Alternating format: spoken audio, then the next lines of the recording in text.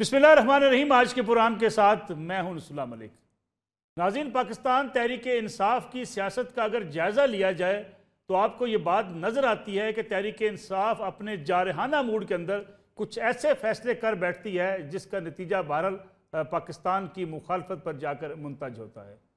अगर इमरान खान साहब की सियासत को देखा जाए तो 2013 के धरनों से शुरू होने वाली ये जारहाना सियासत, इसके नतीजे में पाकिस्तानी अवाम ने यह भी देखा कि इमरान खान साहब ने बिजली के बिल जलाने की बात की, सिविल नाफरमानी की तहरीक की बात की, पैसे हुंडी के जरिए पाकिस्तान भेजने की बात की ताकि मुल्क की मीशत को नुकसान पहुंचे। सियासी जमातें एक दूसरे के मद्दे मुकाबल रही हैं, एक दूसरे के ऊपर तनकीद भी करती रही हैं, एक दूसरे के साथ लड़ाई झगड़ों में भी रही हैं और एक दूसरे के खिलाफ इल्ज़ाम तराशी की गंदी सियासत में मुलवस भी रही हैं, लेकिन इस हद तक कभी नहीं गई कि बैरून मुल्क बैठ कर पाकिस्तानी शहरी अपने ही मुल्क के खिलाफ, अपने मुल्क को मिलने वाली किसी ऐसी किस्त के खिलाफ या IMF के जो इमदाद मिलनी है उसके खिलाफ एहतजाज करने बाहर पे जो मौजूद हों। और इसके साथ साथ अफवाज पाकिस्तान के खिलाफ भी जिस तरीके से नारेबाजी की जाती है, वो शायद किसी भी मुल्क का कोई भी शहरी इस बात को बर्दाश्त ना कर पाए कि किस तरह अपने इदारों के ऊपर बाहर बैठ कर चढ़ाई की जाती है। सोशल मीडिया पर अगर कुछ चीज़ें देखी जाएँ तो आपको लगता ये है कि बाहर बैठे हुए लोग जिस तरीके से मुहिम चला रहे हैं, गोया उनका मकसद ये है कि पाकिस्तान की सिक्योरिटी को कमज़ोर करना है, पाकिस्तान को माशी लिहाज से कमज़ोर करना है। तो ये तासर उभरता है कि तहरीक इंसाफ उस पाकिस्तान को बेहतर समझती है जिसमें उनकी हुकूमत हो, और अगर हुकूमत में ना हो तो खा उससे पाकिस्तान को कितना ही नुकसान क्यों ना पहुँचे, वो ऐसी पॉलिसी इख्तियार करते चले जा रहे हैं। अगर आजकल के हालात भी देखें, जिस तरीके से IMF के दफ्तर के बाहर मुजाहरा किया जा रहा है, जिस तरह पाकिस्तान के इदारों पर तनकीद की जा रही है और ये कहा जा रहा है कि पाकिस्तान को IMF की इमदाद ना मिले, इसका नतीजा क्या निकलेगा? क्या उसके नतीजे में कोई सियासी मुखालफ जमात जो है उसको नुकसान पहुंचेगा या मुल्की मैशत को मजमूई तौर पर नुकसान पहुंचेगा? इसके साथ साथ अगर दूसरी तरफ देखा जाए, PTI के अंदर दो गिरोह हैं। एक गिरोह ऐसा है कि जो हर हाल में लड़ाई चाहता है, किसी सूरत बातचीत को सुनने को तैयार ही नज़र नहीं आता, और दूसरा गिरोह बातचीत करके मामलात को आगे बढ़ाना चाहता है। हत्ता कि शेर अफजल मरवत साहब जो कि एक बड़े जारहाना मूड के अंदर पाकिस्तान तहरीक इंसाफ को लेकर मैदान में निकले थे, उन्होंने जलसे किए, जुलूस किए, रैलियों का इनेकाद किया, आज वो भी सोशल मीडिया पर अपने ही कारकुनों की तनकीद की जद में हैं। उनसे कहा जा रहा है कि वो फ़लाँ जगह इंटरव्यू दें, फ़लाँ जगह बातचीत करें और या फ़लाँ जगह जाकर बात ना करें। शेर अफजल मरवत साहब ने भी इस पर जो है बड़ा जारहाना अंदाज में जवाब दिया है और ये कहा है कि मैं कारकुनों से पूछ के फ़ैसले नहीं करूँगा। गोया बड़ा एक वाज़े दरार नज़र आती है उन लोगों के माबैन जो किसी सूरत भी वो ये भी नहीं चाहते कि अली मीर गंडापुर वज़ीर-ए-आज़म शहबाज शरीफ साहब से आकर मिलें और अपने सूबे की बातचीत करें। उन्हें इस बात से भी दुख और अफसोस का वो इजहार करते हुए नज़र आते हैं। क्या तहरीक इंसाफ के अंदर ये गिरोह जो ना बातचीत करना चाहता है, ना डायलाग पर यकीन रखता है, ना मुल्की मामलात को आगे बढ़ाने के लिए किसी गुफ्तगू का सहारा लेना चाहता है, वो हावी रहेगा या कोई सेंस प्रिवेल कर सकेगी कि मुल्क के निज़ाम को बेहतर बनाने के लिए या मामलात को आगे बढ़ाने के लिए बातचीत का सिलसिला भी जारी रहे और जो इदारे और जो सियासतदान हैं उनके साथ मिल बैठ कर ही मामलात को तय किया जा सकता है। यही हमने देखा माजी में, इसी पॉलिसी के नतीजे में बड़े बड़े वाक़यात पाकिस्तान के अंदर हुए, इदारों के खिलाफ चढ़ाई हुई, 9 मई का वाक़या हुआ, एक भरपूर कंपेन हमने देखी अपने ही मुल्क के इदारों के खिलाफ चलती हुई हमें नज़र आती है। और आज भी कुछ लोग मुल्क से बाहर बैठे हुए हैं जो तनकीद करते हुए ये नहीं देखते कि उसके नतीजे में पाकिस्तान को कितना नुकसान पहुंचेगा। इस पर भी बात करेंगे। आज के प्रोग्राम के अंदर मेरे साथ दो बड़े ही मोअज़्ज़ज़ अफराद मौजूद हैं।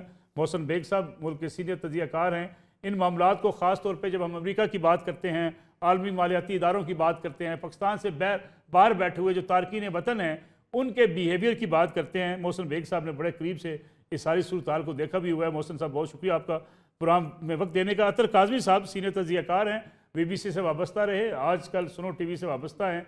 अतर काज़मी साहब ने भी बैरून मुल्क रहकर जर्नलिज्म करते हुए इस चीज़ों को बड़े जो करीब से देखा है।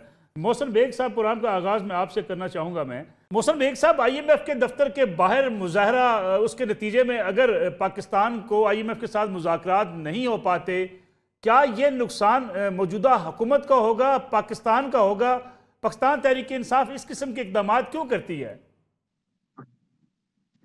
बहुत शुक्रिया मलिक साहब। बेसिकली आपको थोड़ा सा डीप डाउन जाके देखना पड़ेगा कि ये सारे तहरीक इंसाफ और इसके जो बानी हैं वो पहले दिन से ऐसे इकदाम कर रहे हैं जो हमारे मुल्क दुश्मन पाकिस्तान, रियासत पाकिस्तान के खिलाफ जो कुव्वतें इंटरनेशनली काम कर रही हैं, उनका भी मकसद यही है कि पाकिस्तान को दो ही तरीके से डाउन किया जा सकता था। एक मिलिटरीली आप इसको डाउन किए और दूसरा फाइनेंशियली।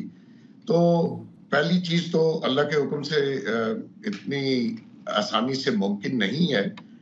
हम एक न्यूक्लियर स्टेट हैं और माशाल्लाह उसके जो अफवाज है, डिफेंस खासा मजबूत है। तो उन्होंने फाइनेंशियल हिटमैन के तौर पर ऐसा काम किया, उसमें कुछ लोग, कुछ नहीं, काफी लोग हमारे पाकिस्तानी जो मुल्क दुश्मन है वो भी शामिल है। अब खान साहब पहले दिन से इस चीज पे काम कर रहे हैं और फाइनेंशियली डाउन करने में खान साहब के अलावा भी बहुत सारे लोगों ने हिस्सा डाला है। कितनों का नाम ले सकते हैं।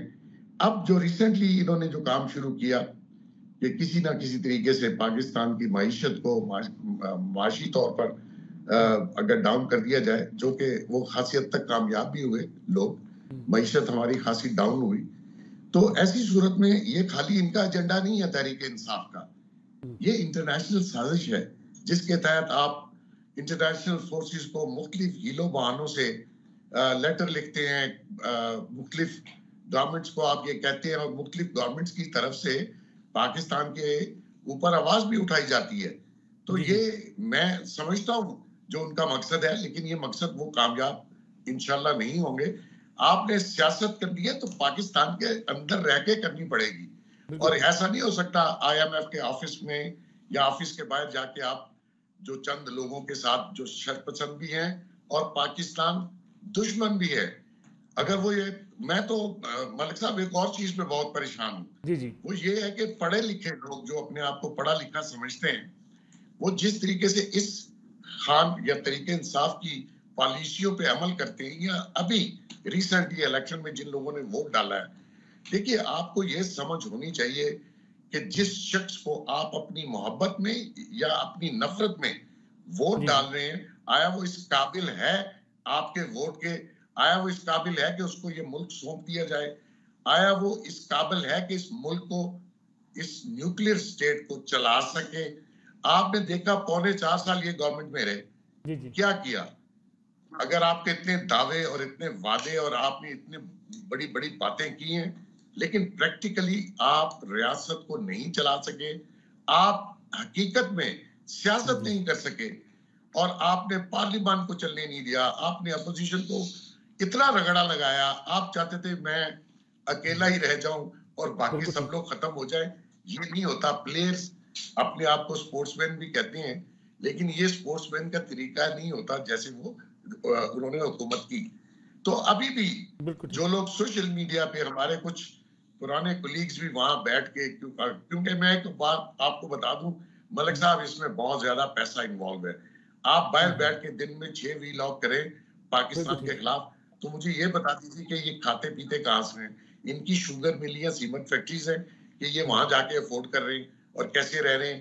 और सारा दिन एक साहब तो इंडिया को भी दावत दे रहे थे। तो मुझे बताइए कि ये क्या हुकूमती है कि आप, हमारे साथ तो उसने जुल्म किया, हम नहीं भागे, हम उस प्रोसेस में से गुजरे, उसकी जुल्म को खड़ा होकर मुकाबला किया और आज भी अल्हम्दुलिल्लाह इसी मुल्क में बैठे हैं। तो मकसद ये है कि ये काम मत करें और ये जो बाहर बैठे हुए लोग जिस तरीके से ऑपरेट कर रहे हैं, उनको अंदाजा नहीं है। अगर ये मुल्क डूब गया तो मलिक साहब, आप और मैं, हो सकता है हमारी बारी बाद में है, इनकी बारी पहले आएगी। तो इसको सोचे, अपने आने वाली नस्लों का सोचे। ये मुल्क है, जिनके मुल्क नहीं होते वो जाके जरा गजा में फलस्तीन का हाल देख लीजिए, तो फिर आप कोई ऐसा इकदाम उठाएं जिससे आपके अपने मुल्क को नुकसान हो रहा है, वो मत करें। नहीं महेंद्र पंजोथा साहब, जिस किस्म के इकदाम बाज PTI उठाती है, जैसा कि अगर हम बात करें IMF के दफ्तर के बाहर मुजाहरे की, फिर कुछ लोग हिंदुस्तान से अपील करते नजर आते हैं कि वो पाकिस्तान के साथ मामलात जो है वो डील ना करे। सियासी जमातों की एक दूसरे के साथ मुखालफत तो हो सकती है, लेकिन रियासत पाकिस्तान को जहाँ नुकसान पहुंचे, क्या PTI को उन लोगों से अपने आप को लातल्लुकी का इजहार नहीं करना चाहिए जो पाकिस्तान को चैलेंज कर रहे हैं, पाकिस्तान के इदारों को चैलेंज कर रहे हैं, पाकिस्तान की मैशत के दर पे हैं? देखिए, बहुत शुक्रिया जी, आपने मुझे जो है टाइम दिया जी, मुझे बुलाया। बात यह है कि बड़ा दो टोक क्लियर मौक़िफ़ आपके सामने रखना चाहूँगा। पोजीशन ये है कि कप्तान इमरान खान ने जो बात की थी, मेरी मुलाकात आज से 4 दिन पहले 5 दिन पहले भी उनसे अडयाला जेल में हुई। IMF के हवाले से भी दोबारा बात उन्होंने रिपीट की और मैं बड़ा मौक़िफ़ क्लियर रखना चाहता हूँ। उन्होंने बिल्कुल किसी जगह के ऊपर नहीं कहा कि हम IMF के प्रोग्राम के ऊपर जो है वो कोई रिस्ट्रिक्शन लगाना चाहते हैं या वो हमें कर्जा ना दें, ये हवाले से साफ शफाफ इलेक्शन को उन्होंने जरूर बात की। और इसी तरह से उन्होंने कहा कि पेल्डेट हो, पैटर्न हो और देखें कितनी जो सर्वे करने वाली हैं कंपनियां हैं, उन सब ने ये कहा है कि मुल्क के अंदर फ्री एंड फेयर इलेक्शन नहीं हुए। जब तक इलेक्शन फ्री एंड फेयर के ऊपर जो है वो क्लियरेंस नहीं होती, वो लोग जो अवाम ने मैंडेट के ऊपर डाका डाला है, उन लोगों को अगर मुसलत किया जाएगा और लोगों की मर्जी के मुताबिक हुकूमत जो है वो जो उन्होंने बनाना चाहते हैं उसको नहीं लाया जाएगा, तो मुल्क के अंदर जो है मुआशी इस्तेकाम नहीं आ सकता। अब आज देखें ना, आप बात कर रहे हैं कि वहाँ पर हमारे पाकिस्तान तहरीक इंसाफ के वर्कर्स या सपोर्टर्स या किसी ने वहाँ पर प्रोटेस्ट किया IMF के सामने और लातलकी की बात कर रहे हैं। इससे पहले भी अगर कोई ट्वीट फॉर एग्जांपल जी किसी जगह के ऊपर कोई बंदा करता है और वो कहा जाता है जी कि पाकिस्तान तहरीक इंसाफ उससे उस बंदे के साथ लातलकी करे, उस बंदे के साथ लातलकी करे, आप ये देखें कि कोई क्या ओहदेदार पाकिस्तान तहरीक इंसाफ का किसी जगह के ऊपर अगर कोई वो बात करता है तो उसका बिल्कुल पाकिस्तान तहरीक इंसाफ जवाबदेह है। लेकिन अगर कोई वैसे देखते हुए हालात मुल्क के अंदर जो पोजीशन है उसको देखते हुए अगर किसी जगह के ऊपर कोई भी प्रोटेस्ट करता है तो उसकी अपनी एक राय भी होती है। और दूसरे नंबर पर सबसे जो अहम चीज उठाने वाली है वो ये है कि ये जो एहतजाज हैं, ये सारी चीजें हैं या IMF के सामने या किसी जगह के ऊपर ये क्यों हो रहा है, उस मसले का हल क्यों नहीं ढूंढा जाता, बल्कि इस बात के ऊपर क्रिटिसाइज किया जाता है कि पाकिस्तान तहरीक इंसाफ जो है ये या ऐसे कोई नहीं साहब, सवाल ये है कि आप पाकिस्तान में प्रोटेस्ट करें, आपको बिल्कुल इसकी आज़ादी होनी चाहिए। पाकिस्तान में आप अपनी आवाज़ उठाएं, कौमी असम्बली के अंदर आप बातचीत करें, इस पर आपको आज़ादी होनी चाहिए। आपके तकारीर कौमी असम्बली में बड़ी तसलसल के साथ होती भी हैं, लेकिन ये कहना कि पाकिस्तान की इमदाद रोक दी जाए जब तक इस हुकूमत जो है वो हमारे हल्के नहीं खोलती, आपने इस हुकूमत को तस्लीम किया है। आपके वज़ीर-ए-आला अली अमीन गंडापुर साहब वज़ीर-ए-आज़म शहबाज शरीफ साहब से मुलाकात करने गए हैं, उनसे अपनी डिमांड्स रखी हैं, उनसे अपने फंड्स मांग रहे हैं। फंड्स जो उनको मिलेंगे IMF के साथ जो हमारी बातचीत जारी है या जो पाकिस्तान को जो किस्त मिलती है उसके बाद ही फंड्स जारी होते हैं, यानी PTI ये दो काम कैसे कर सकेगी? देखें बात यह है कि जो अली अमीन गंडापुर साहब गए हैं, कल हमारी कोर कमेटी का इजलास हुआ था, उसके अंदर वो खुद आए थे और ये बात उन्होंने बल्कि खुद ही वहाँ पर बताते हुए मुझे हमें कहा कि कुछ लोग जो है ट्वीट कर रहे थे कि देखें जी अली अमीन गंडापुर साहब ये कह रहे थे कि मैं हलफ बर्दारी की तकरीब में नहीं जाऊंगा, उस जगह पे नहीं जाऊंगा, आज फिर चले गए हैं। तो अली अमीन गंडापुर साहब ने बड़ा दो टोक जवाब दिया, बल्कि पाकिस्तान तहरीक इंसाफ की जितनी कोर कमेटी है उसने भी उसके ऊपर एंडोर्समेंट की और उनकी इस बात की तायद की।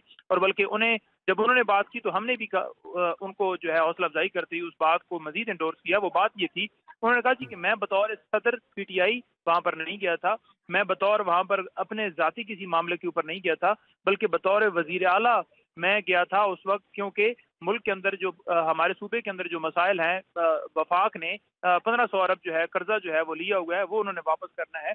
उसके अलावा वहाँ पर जो बिजली वाला लोड शेडिंग वाला मसला चल रहा है उस हवाले से या दीगर और चीज़ों के हवाले से बतौर सूबे के निगरान की हैसियत से मैं गया था। हम किसी सूरत शहबाज शरीफ की या ये काबीना किसी सूरत कबूल नहीं करते। रीजन क्या है, हम ये चाहते हैं कि जो अवाम ने जिसको मुंतखब किया उसे लाया जाए, वो मिनिस्टर बने। अब एक वजीर है, वो बैठ के ये कहता है जी कि मैं वजीर हूँ, वो कहता है जी कि मैं आपके सूबे के अंदर ये कर दूंगा, आपके मुल्क के अंदर ये कर दूँ। भाई आप कौन है, आप बताएं ना, आप कौन है? आप नहीं है वजीर, आप लोगों के वजीर नहीं है, आपको लोगों ने वोट नहीं दिया। आप जबरदस्ती वहां बैठ के आप कहते हैं जी कि मैं ये कर दूंगा, मैं वो कर दूंगा। भाई नहीं चाहते आप करें, क्योंकि आपने जितनी दफा पहले हुकूमत ली, जितनी दफा आपने पहले यहाँ पर माहौल संभाला, आपने क्या परफॉर्म किया? इसी परफॉर्मेंस की बुनियाद के ऊपर सिर्फ आपने अपनी जेबें बनाई हैं, लोगों ने आपको रिजेक्ट किया है। ठीक है जी, आपकी कोई परफॉर्मेंस, आपके पास नेक्स्ट भी कोई लाया अमल नहीं है। आप जब मैंडेट के ऊपर डाका डाल कर आएंगे तो फिर आप लीगल और क्या मुल्क के अंदर इस्लाहत करेंगे या किसी को क्या रिलीफ देंगे? जी अतर काज़मी साहब, जस्टिफाइड है IMF का के सामने मुजाहरा करना PTI का? और फिर जब हम बात कर रहे हैं कि जी अली अमीन गंडापुर साहब मिलने गए, ज़रूर मिलने जाना चाहिए, वो सूबे के वज़ीर आला हैं, उन्हें अपने वज़ीर आज़म से मिलना चाहिए, अपने फंड्स की बातचीत करनी चाहिए, अपने मामलात को बेहतर करने के लिए एक अच्छा वर्किंग रिलेशनशिप रखना चाहिए। लेकिन ये कैसे मुमकिन है कि आप कहें कि मैं वज़ीर आज़म को मानता नहीं हूँ, मैं काबीना को नहीं मानता, लेकिन यही काबीना मंजूरी देकर मुझे फंड्स भी दे, IMF के साथ जो मुज़ाकरात होंगे उसके नतीजे में जो पाकिस्तान को पैसे मिलेंगे उसमें से भी पैसे सूबे के लिए दिए जाएं। ये दो चीज़ें मुतजाद कैसे चल पाती हैं? देखिए, एक चीज तो बड़ी इंपॉर्टेंट है कि आपकी या मेरी सियासत हो, सॉरी, सहाफत हो जाए, किसी की सियासत हो जाए, किसी की वकालत हो जाए, ये हम्म, तब तक ही चलेगी जब तक हमारा मुल्क है।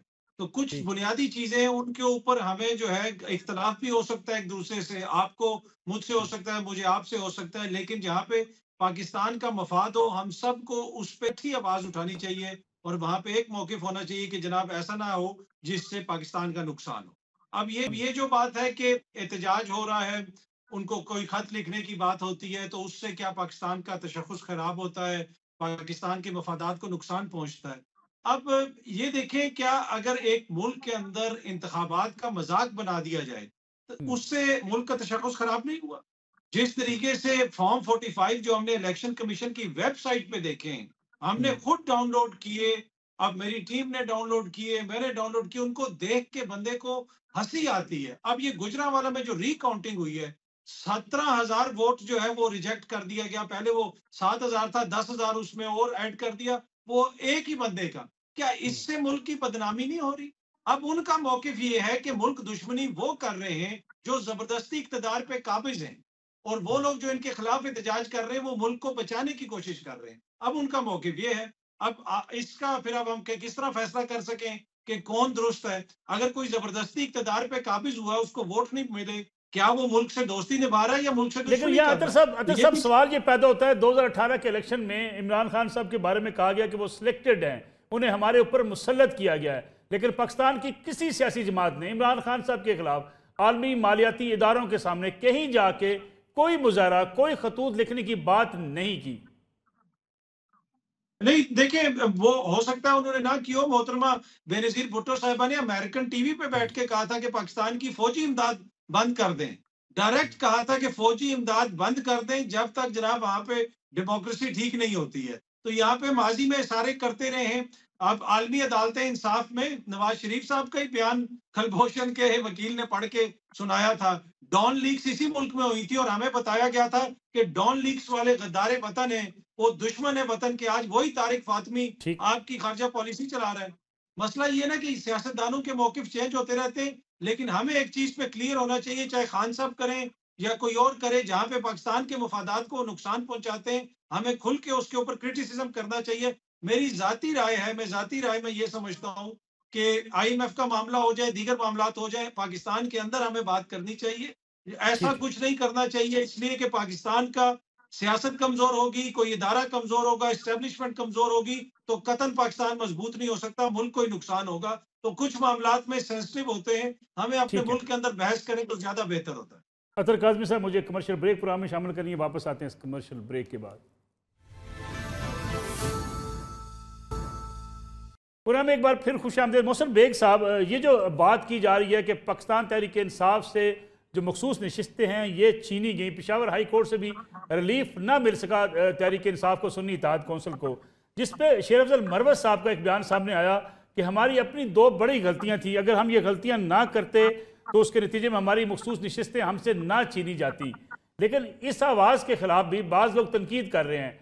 क्या PTI ने गलती की, सुन्नी इत्तेहाद कौंसिल में शामिल होकर लीगली अपने केस को कमज़ोर किया, या जो दूसरी तरफ के लोग कह रहे हैं कि हमसे सीटें छीनी जानी थी, खा हम किसी और जमात में शामिल होते तब भी? जी मलिक साहब, बेसिकली तो ये एक टेक्निकल इशू था। जिस जमात ने इलेक्शन में हिस्सा ही नहीं लिया या उसमें उनका कोई मेंबर कामयाब नहीं हुआ, ये टेक्निकल मसला है, वरना ये इशू इतना ना बढ़ता। ये अगर किसी ऐसी जमात में जम होते सब आजाद लोग, तो इनकी मेरा नहीं ख्याल कोई सीटें छीन सकता था। तो ये टेक्निकल इशू है, मेरे ख्याल में शायद जल्दी में उन्होंने गलत फैसला कर लिया।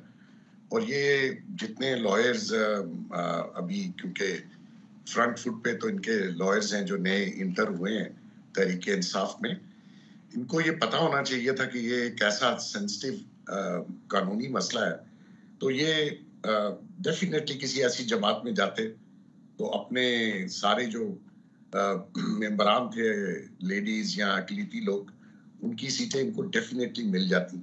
अब इशू वही है, वरना तो इनको हो सकता है पेशावर से कुछ रिलीफ मिल जाता, लेकिन अब तो खैर पॉसिबिलिटी नहीं है, क्योंकि अगर ये सुप्रीम कोर्ट में भी जाते हैं तो वही टेक्निकल इशू रहेगा जो कि जिस बेस पे पेशावर हाई कोर्ट ने फैसला दिया है। तो मेरे ख्याल में ये जल्दी में गलती कर गए, और ये गलती भी लॉयर्स हैं इस वक्त मेन स्ट्रीम तहरीक इंसाफ को जिन्होंने लीड कर रहे हैं, उनसे ये गलती हुई है।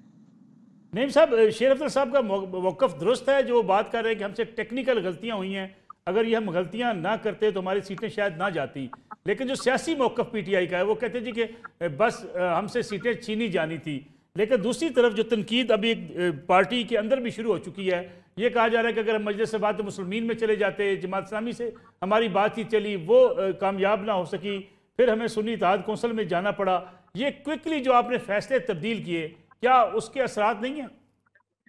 देखिए, मैं नहीं समझता कि कोई ये रीज़न थी। मैं ही समझता हूँ, जो मेरी ओपिनियन है वो ये है, मैं इसके ऊपर बड़ा क्लियर करूँगा आपको, कि अगर देखा जाए तो कुछ जो अनासर हैं, कुछ लोग जो हैं वो ये चाहते हैं कि पाकिस्तान तहरीक इंसाफ या उसके साथ जुड़ा हुआ कोई लफ्ज़ भी, कोई फर्द, कोई भी शख्स, कोई भी आदमी, चाहे वो इधर हो चाहे वो ओवरसीज़ हो, तो उसको जो है वो किसी तरीके से भी कोई आवाज़ इमरान खान के हक़ में बोलने वाला ना हो, उसे कुचल दिया जाए, उसे रगड़ दी जाए, बिल्डोज़र फेर दिया जाए। अब सूरत हाल क्या है? अब आप देखें कि पहले तो इस बात के ऊपर आया ना कि बल्ले का निशान छीना जिस तरह तरीके से किया, हमने पहले भी जो इंटर पार्टी इलेक्शन पहला करवाया था 2022 के अंदर, वो भी ठीक था, दूसरा भी ठीक था। दूसरे के अंदर भी जो इन्होंने कहा जी कि आपका चेयरमैन भी रहेगा, आपको कोई मसला नहीं है जी, आप हमें जो शोकाज भेजा गया उसमें कोई हमारे इलेक्शन के हवाले से जिक्र नहीं था। ये सारी चीजें होने के बावजूद इन्होंने इतने दिन, 70 दिन था या पता नहीं कितने, 1.5-2 महीने इन्होंने फैसला जो है महफूज रखा। उसके बाद कहा कि आप इलेक्शन करना। अब आपको याद होगा कि बल्लेबाज का निशान जो भी सामने आया कि बल्लेबाज के निशान से हम से इलेक्शन लड़ रहे हैं, क्योंकि एक दिन टिकट जमा करवाने से पहले ये फैसला आया कि आपसे बल्ले का निशान जो है वो लिया जाता है, क्योंकि हमारे खिलाफ दरखास्तें आपको पता है जिस तरह से सुनाई गई। दूसरी तरफ आपको ये भी आइडिया है कि जिस तरह नवाज शरीफ साहब को वहां से उनकी खास तौर पर पटिशन लगाकर उनकी जो ताहयात नैली थी उसको खत्म किया गया। टारगेट सिर्फ इमरान खान थे। लेकिन नईम साहब, आपको ज्यादा मोहतात नहीं होना चाहिए था फिर इस सूरत हाल में? बयान लिया गया, आपको याद होगा जी, जब बयान लिया गया उसके बाद हमने जो है वो इत्तेहाद इनसे किया। अब सूरत हाल ये है कि जो 2 दिसंबर के अंदर जो हमने लिस्ट जमा करवाई थी, उसके अंदर हमने अपनी लिस्ट के अंदर सारी चीजें, अपनी लिस्ट के अंदर सारे नाम भेजे थे। अब ये जो डिसीजन आया था सुप्रीम कोर्ट में, ये जनवरी में आया था, तो दिसंबर में लिस्ट में ऑलरेडी हमारे लोग मौजूद थे। अब सवाल इस जगह के ऊपर ये होता है कि जी इनसे सीटें ली जाएं क्योंकि इनका हक नहीं है। अब जिन दूसरी जमातों को सीटें दी जा रही है, क्या उनका हक था? उनको किस हक से कहा गया कि आप दोबारा लिस्ट दे दें? वो किस कानून के तहत लिस्ट दे सकते हैं? हमसे ये कहा जाता था ना कि इन्होंने लिस्ट जमा नहीं करवाई, इन्होंने ऐसी पार्टी ज्वाइन की है जिसकी कोई पार्लिमानी हैसियत नहीं है। इसकी मिसालें भी पहले मौजूद हैं। बाप पार्टी आपके पास KPA के अंदर इसी तरह से हुआ था, और वहां पर भी हाई कोर्ट ने डिसीजन दिया था और दोबारा पेपर्स जमा करवा के वो एक्सेप्टेंस हुई थी। लेकिन क्योंकि टारगेट सिर्फ पाकिस्तान तहरीक इंसाफ है, तो लिहाजा ये जी आपने ये कर दिया, आपने उसके साथ नहीं इत्तेहाद करना था, आपने इसके साथ करना था। बड़ी ही ज्यादती है कि मुल्क की सबसे बड़ी पार्टी, वहां पर खवातीन आप देख लें कि 50% हमारे मुल्क की खवातीन की आबादी है, और उसमें से आप देख लें कि उनका हक मार कर किसी और को दिया गया है। मैं ये समझता हूँ कि बड़ा जुल्म है, बड़ी ज्यादती है। यही असल लाकानूनियत है जिसके खिलाफ इमरान खान। अतर काज़मी साहब, आपको भी लगता है कि जो पंजोथा साहब बात कर रहे हैं ये दुरुस्त है, या जो शेर अफजल मरवत साहब बात कर रहे हैं कि जी हमने अगर गलतियां ना की होती तो शायद हमारी सीटें बच जाती? देखिए, शेर अफजल मरवत साहब ने तो अपनी पार्टी का जो बयानिया है ना, वो जो कहते हैं ना, जो प्रोग्राम को मैंने ये कर दिया, उन्होंने तो अपनी जमात के बयानिए को भी जो है पता नहीं क्या कर दिया है। जमात उनकी कुछ और कह रही है, उन्होंने आखिर में आके कहा है कि ये तो गलती सारी मेरी अपनी है। तो शेर अफजल मरवत साहब तो अगर माने, और वो ये हैं भी सीनियर रहनुमा भी हैं तहरीक इंसाफ के, तो वो तो ये कह रहे हैं कि कोई साजिश नहीं हुई, हमने तो खुद ही गलतियां की और हमारा सुन्नी इत्तेहाद कौंसिल के साथ मिलना गलती थी। तो शेर अफजल को अगर सुना जाए तो उनकी बात से तो यही तासुर मिलता है कि अपनी इनकी कोताही थी, अपनी नालायकी थी, सिस्टम का कोई मसला नहीं था। अब तो साहबजादा हामिद रजा साहब ने भी एक ट्वीट की है और नाराजगी का इजहार किया है, इसलिए कि सुन्नी इत्तेहाद कौंसिल ने कौन सा इनको जबरदस्ती अपने साथ शामिल किया था। तो शेर अफजल मरवत साहब की बातों से लगता है कि वो भी नाराज हुए हैं, हामिद रजा साहब भी। लेकिन मेरी राय ये है कि ये किसी भी जमात में शामिल हो जाते अगर ये नून लीग में भी शामिल हो जाते तो इस मौके पे इनको फिर भी सीटें नहीं मिलनी थी, इसलिए कि इनके दीगर मसाइल बहुत ज्यादा है इस वक्त। तो मैं ये लेकिन समझता हूँ कि ये हमद रजा साहब ने तो ये भी कह दिया ना अतर साहब कि अगर मैंने कुछ बोला तो ये मुंह दिखाने के काबिल नहीं रहेंगे।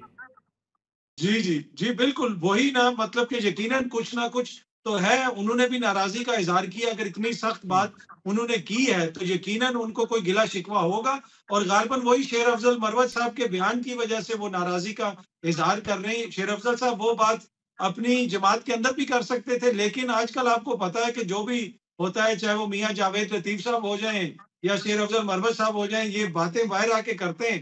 पर अगर ये बातें ना करें नसरुल्लाह साहब तो फिर हमारे प्रोग्राम में भी वो मजा ना रहे ना। तो हमारी तो ख्वाहिश होती है कि आए बताएं हमें कि क्या हो रहा है जमातों में। यहाँ पर हम एक ब्रेक का वक्त हुआ, वापस आते हैं इस ब्रेक के बाद।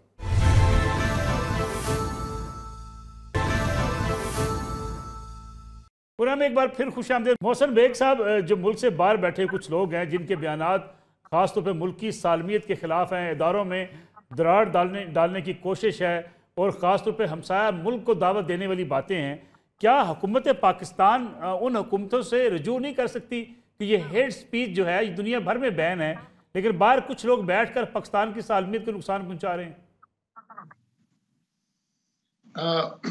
मलिक साहब, बेसिकली आज से पहले और इनसे पहले बहुत से लोगों ने ये काम किया पाकिस्तान के, अगर उनको किसी से शिकायत थी। बहुत से लोग माशाल्लाह दौर में भी बाहर गए, उन्होंने जाके बहुत सारी गुफ्तगू इसी टाइप की। मैं ये समझता हूँ कि उनको नाराजगी या उनको दुख या तकलीफ किसी शख्स से, पार्टी से या किसी इदारे से हुई होगी, लेकिन आप रियासत की बात मत करें। आप अगर करना चाहें तो उस शख्सियत के खिलाफ या उस अदारे के खिलाफ बात जरूर करें, आपका हक है अगर आपको तकलीफ पहुंची है। अदरवाइज अगर आप पाकिस्तान और रियासत पाकिस्तान जिसके पासपोर्ट पे आप ट्रेवल करके गए हैं, या तो आप उसको आग लगा दीजिए और सारे नाते खत्म कर दें और फिर आपका गिला बनता है। बहुत से लोग ऐसे हैं जो अमेरिका में या यूरोपियन कंट्रीज में या बाहर के किसी भी मुल्क में नेशनलिटी ले लेते हैं, लेकिन ये जो आपके जीन्स है ना, जो ब्लड है वो पाकिस्तानी ही होगा। वहाँ पासपोर्ट लेना, नेशनलिटी लेना, वो एक मलिक साहब ट्रेवल डॉक्यूमेंट है। उससे बाहर वाले भी आपसे पूछते ही होंगे कि किस मुल्क को ये जो अमेरिकन पासपोर्ट लिए फिरते हैं। मैं पढ़ा भी वही हूँ, मैं बहुत अरसा वहां रहा हूँ, मुझे पता है कि आपके साथ बाहर के मुल्कों में क्या ट्रीटमेंट होती है। तो ऐसी गुफ्तगू ना करें जिसको आप मुस्तकबिल में अपने या अपनी फैमिली के लिए एक ट्रबल बना दें। आपका गिला है किसी से तो जरूर कीजिए, रियासत से ना कीजिए। रियासत एक माँ जैसी है, ये है तो हम हैं, हमारी शनाख्त भी है। और जहां तक अभी आप बात कर रहे थे कि पीटीआई ने ये जो फैसला किया रिजर्व सीटों का, मैं आपको बता दूं, मैं पीटीआई जितना जानता हूं शायद ही कोई जानता होगा। ये जितने लोग आप अभी नाम ले रहे थे, ये तो जुमा 4 दिन हुए हैं तहरीक इंसाफ में आए हैं और इमरान खान को मिलना शुरू किया। ये उस शख्स को नहीं जानते जिसका नाम इमरान खान है। हमने तो बहुत टाइम जाया किया। मकसद ये है कि उसके जहन में भी पॉलिटिक्स नहीं है। वो इनकलाब चाहता है, वो एब्सोल्यूट पावर चाहता है, जो कि जमहूरियत में नहीं होता। आप सिस्टम में रहेंगे तो कल आपका चांस है। आप पार्लियामान में अपोजिशन में है तो कल आप गवर्नमेंट में होंगे। तो अगर आपने इस सिस्टम को नहीं मानना, इस रियासत को नहीं मानना, तो फिर आप वाशिंगटन में जाके सियासत करेंगे, लंदन में सियासत करेंगे। तो थोड़ा सा तहम्मुल से ये चीजें जो ये कह रहे हैं, ये इनके साथ पहली बार हुई है। बाकी पार्टियों ने भुगत लिया हुआ है, पीपल्स पार्टी ने भुगता, नून लीग ने भुगता, ये उस वक्त फेवरेट थे। तो देखिए, इनको भी आदत होनी चाहिए कि जो रियासत के अदारे हैं, जब आप उनसे इस तरीके से चढ़ दौड़ेंगे तो वो आगे से रिएक्ट करते हैं। ये थर्ड वर्ल्ड कंट्री है, ये अमेरिका नहीं है, ये यूरोप नहीं है। आपको पाकिस्तान की ग्राउंड रियलिटीज को मान के सियासत करनी है। अगर आप वहां वाली सियासत चाहते हैं तो भाई वहीं हो सकती है, यहाँ नहीं होगी। बिल्कुल ठीक है। नईम साहब, ये जो बात की है मोहसिन बेग साहब ने कि आप तनकीद करें इदारों के ऊपर, अफराद के ऊपर, मुखालिफ सियासी जमातों के ऊपर, लेकिन अब रियासत पे तनकीद इस तरीके से ना करें कि लोग पाकिस्तान के लिए बदनामी का बायस दुनिया भर में हो। हमने देखा कि दुनिया के कई मुल्कों के अंदर, अगर हिंदुस्तान की मिसाल ले लें, पूरी दुनिया में हिंदुस्तान के लोग बसते हैं लेकिन कभी अपनी रियासत को टारगेट नहीं करते। इवन सियासी जमातों को भी, एक दूसरे की सियासी जमातों को बाहर बैठ कर इस तरीके से तनकीद का निशाना नहीं बनाते जिस तरीके से हमारे यहाँ माहौल बन गया है। देखें, बात यह है कि कभी भी इमरान खान साहब ने या पाकिस्तान तहरीक इंसाफ ने, आप नहीं देखा होगा कि किसी तरह से रियासत को कोई इस तरह से टारगेट किया हो, या जो है वो हमारे किसी इदारे, खास तौर पर जब ये कहा जाता है जी एस्टेब्लिशमेंट फौज के हवाले से कि एक पाकिस्तान तहरीक इंसाफ फौज के खिलाफ है। बड़ा वाज़ह दो टोक इमरान खान साहब ने हमेशा कहा कि ये मुल्क भी मेरा है, ये फौज भी मेरी है, और जो जंग है मुल्क के लिए कर रहा है। कोई अपने घर के अंदर बैंक बैलेंस बनाने के लिए, जद्दादें बनाने के लिए इमरान खान नहीं कर रहा। ठीक। और दूसरी बात यह है कि एक किसी जनरल से या किसी इदारे के आईजी से या किसी इदारे के डीजी से या किसी चेयरमैन नैब से एक शख्स से हो सकता है। अब ये नहीं है कि उस इदारे से कोई मुखालफत हो या पूरा इदारा ही जो है उसके ऊपर कोई क्रिटिसाइज करे। ठीक है जी।